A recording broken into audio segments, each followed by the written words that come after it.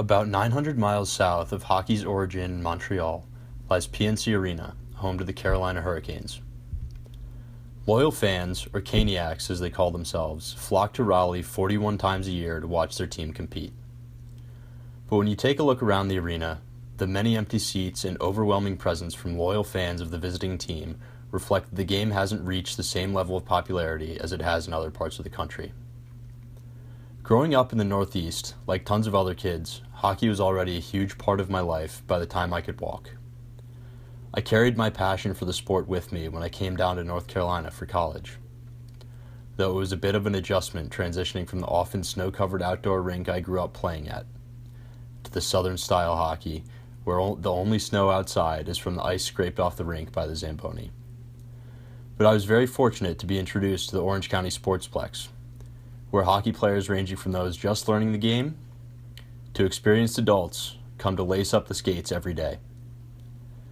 Even during the spring, if you stop by the rink at any time, there's bound to be something going on, from the Triangle Adult Hockey League to public skating to 2 different learn-to-play hockey programs, one for kids ages 6 and up, and the other for the really little ones, like these guys.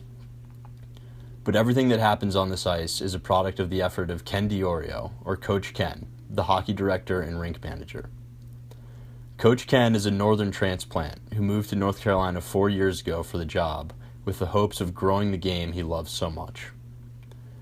The job requires Ken to be a jack of all trades, as his days involve the less exciting tasks of scheduling and website updating, to fixing up the Zamboni, the rink's most important piece of machinery, and then taking it for a spin to make sure the ice is fresh for whoever is on next.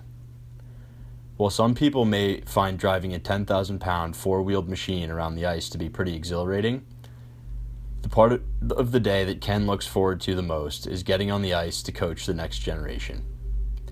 He values the opportunity to give back to the game that provided him with so much enjoyment.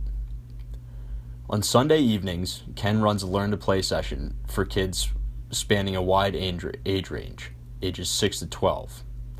With about 25 players, Ken and his assistants run a practice that focuses on skill development and basic understanding of the game. Sometimes Coach Ken even relives his playing days as a goalie, jumping in net. He takes it easy on the kids, though, giving them a little bit of extra confidence. But practice looks much different when Coach Ken takes the ice with the 4 to 6-year-old group. Ken hopes to have a much bigger group next year, as only 2 kids, Ben and Finney, were signed up for the session. But despite the low numbers, Ken would rather do nothing else than give his time to helping these 2 aspiring hockey players. It is certainly no small feat to run an hour-long practice with only 2 skaters. But through his dedication and patience, Coach Ken never fails to entertain or lend a helping hand to these 2 youngsters while they work on skills like striding with both feet, skating with the puck, shooting, and celebrating when they score, testing their hand in the sport that has been called the fastest game on earth.